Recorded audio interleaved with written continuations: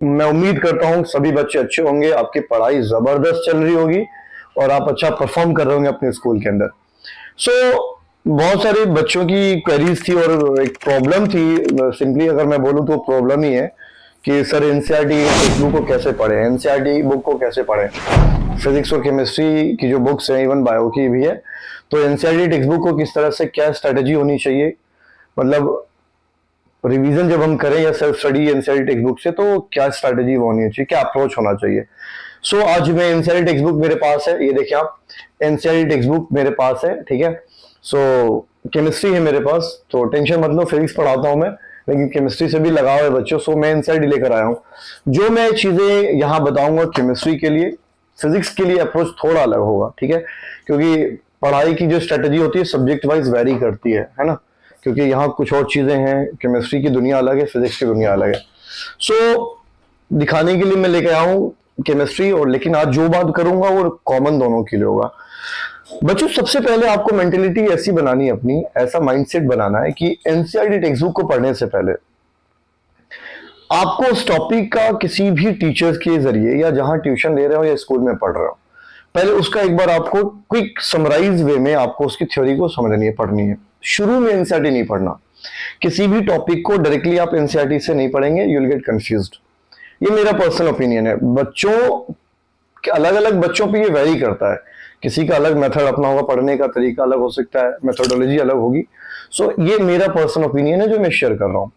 NCERT text book को पढ़ने का सबसे अच्छा तरीका ये होता है कि आप सबसे पहले जो भी स्पेसिफिक टॉपिक को पढ़ना चाहते हैं उसका पहले आप थ्योरी, स्कूल में जो टीचर ने पढ़ाया हो, जो भी टेक्स्ट ने टॉपिक्स पढ़ाई हूं, उसको गो थ्रू करो आप एनसीईआरटी से। मतलब पहले वहां आपने थ्योरी समझ लिया, बेसिक्स इंट्रोडक्टरी पार्ट समझ लिया, now you can go through NCERT text book, ठीक है। ताकि आप, अगर आप कंफ्यूज होंगे या कोई डाउट आएगा, you can underline that doubt कि टीचर ने मुझे ये पढ़ाया था, ये वाला डाउट आ रहा है। सो एनसीईआरटी को गो थ्रू करने से पहले आपको जो भी टॉपिक, आप स्पेसिफिक टॉपिक लेके चल रहे हैं, उस टॉपिक को आपको पहले टीचर के जरिए या जो भी आपका गाइडलाइनर है जिससे आप पढ़ रहे हैं उनसे आपको चीजों को समझना है। Then you can go through the NCERT on that specific topic. चलिए, सेकंड थिंग ये है कि एनसीईआरटी को पढ़ने के वक्त पेंसिल लेके आपको बैठना है, क्योंकि एनसीईआरटी को बनाने में बहुत अच्छे अच्छे प्रोफेसर, अच्छे लेवल के एचओडीज ने अपना कंट्रीब्यूट किया है, इसमें बनाने में कंट्रीब्यूशन दिया उन लोगों ने। बड़े बड़े प्रेस्टिजियस इंस्टीट्यूशन के लोग, आईआईटी के और अच्छे यूनिवर्सिटीज और कॉलेजेस के प्रोफेसर्स ने इसको फॉर्मेट बनाया इसका। तो बहुत ही गोल्डन बुक है, बहुत लाजवाब और शानदार बुक है।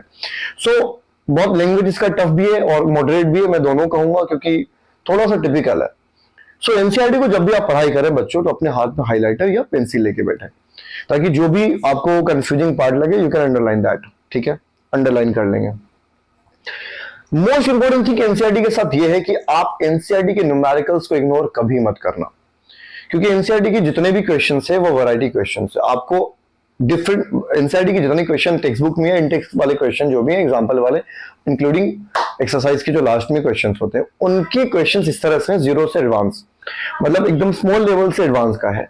तो आप किसी भी टॉपिक को कंप्लीशन के बाद, कंप्लीट करने के बाद, टॉपिक को कवर करने के बाद या चैप्टर कंप्लीट करने के बाद एनसीईआरटी के न्यूमेरिकल्स को जरूर लगाएं, एनसीईआरटी के क्वेश्चन जरूर लगाएं।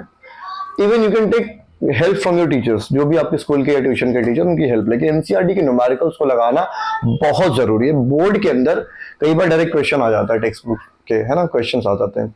सो पहला क्या है कि टॉपिक पढ़ने के बाद एनसीईआरटी गो थ्रू करना है, ठीक है। दूसरा क्या है, आपको बहुत अच्छे से एक एक लाइन को अंडरलाइन करके पढ़ना है, ठीक है, पेंसिल का यूज करना इस्तेमाल एनसीईआरटी के लिए कह रहा हूं। तीसरा क्या है, आपको एनसीईआरटी टेक्स्ट बुक के न्यूमेरिकल्स लगाने, क्वेश्चंस लगाने हैं। स्ट्रेटजी इस तरह से बनानी है आपको एनसीईआरटी को, अगर कंफर्टेबली आप उसको पैक करना चाहते हैं तो।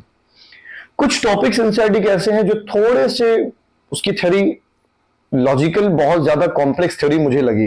जैसे 11th क्लास में वेव्स एंड ऑसिलेशन चैप्टर जो है हमारा, जिसमें हम लोग ऑसिलेशन वेव्स के बारे में पढ़ते हैं ना, सिंपल हार्मोनिक मोशन है और तरह तरह की चीजें, वो थोड़ा सा कॉम्प्लेक्स है मुझे लगा पर्सनली। सो उन टॉपिक को पढ़ने से पहले आपको पहले टीचर्स की हेल्प अच्छे से लेनी है, रेफरेंस से पढ़ के, then after you can go through NCERT, क्योंकि क्वेश्चन तो हमें इनडायरेक्टली लगाने ही है, ठीक है। हर चैप्टर के क्वेश्चन को वैल्यू देना, you have to give priority to the NCERT questions at any how, you have to do each and every question of NCERT textbook. आपको कई बार अगर आप पूरे क्वेश्चन नहीं कर पाओगे तो एटलीस्ट शुरू के 10 क्वेश्चन, मतलब आपको टेक्स्ट बुक के जो क्वेश्चन होंगे उसके 80% करने हैं, है ना। और लास्ट के जो क्वेश्चन होते हैं एडवांस लेवल के, वो कई बार हो नहीं पाता, तो आपको हेल्प लेना ही पड़ेगा। सो एनसीईआरटी क्वेश्चंस करने इंक्लूडिंग एग्जाम्पल। और ये केमिस्ट्री के अंदर तो कंफर्म है, वैलिड, बिल्कुल डैम श्योर, एकदम करना ही है आपको एग्जाम्पल, आपको एनसीईआरटी के, क्योंकि केमिस्ट्री के तो डिट्टो क्वेश्चन बिल्कुल as it is question board के अंदर आ जाता है, ठीक है। So these are the basics, ये आपको फोकस करना है। एग्जाम के पहले आप जब भी एग्जाम की तैयारी करेंगे या किसी भी टेस्ट का, सरप्राइज टेस्ट या कोई भी क्लास टेस्ट नॉर्मल या आपके प्री बोर्ड्स होंगे, उनसे पहले आपको एनसीईआरटी टेक्स्ट बुक मत पढ़िएगा। एनसीईआरटी टेक्स्ट बुक को पढ़ने का तरीका यह है कि जो भी चैप्टर है, जैसे फॉर एग्जांपल मैंने फिजिक्स लिया क्लास 12th का, ठीक है, इलेक्ट्रोस्टैटिक उठा लिया हमने। अब इलेक्ट्रोस्टैटिक के अंदर बहुत सारी चीजें हैं, है ना। चार्ज की प्रॉपर्टीज है, इलेक्ट्रिक फील्ड लाइन की प्रॉपर्टीज है, इलेक्ट्रिक फील्ड लाइन है, गॉस थ्योरम है, ठीक है, डाइपोल है, डाइपोल की पोटेंशियल है, इक्विपोटेंशियल सरफेस, बहुत सारी चीजें। उन सब टॉपिक्स के नेम लिखो आप पेपर पे, हर चैप्टर का इस तरह से कर लो आप।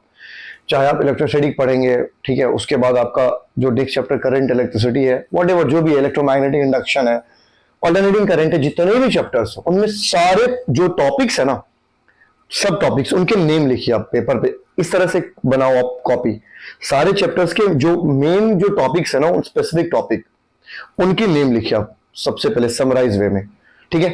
प्रीवियस 10 इयर्स के जो क्वेश्चंस आए हुए हैं, आप वहां पे जितने टॉपिक लिखे वहां पे ईयर लिखिए। जैसे फॉर एग्जांपल आपने देखा कि डाइपोल का इलेक्ट्रिक फील्ड इक्वेटोरियल प्लेन पे निकालने के लिए क्वेश्चन 2010 में भी आया हुआ है, 2022 में भी, तो उस टॉपिक के आगे लिख दीजिए 2010, 2010 और 2022, 2022, ठीक है।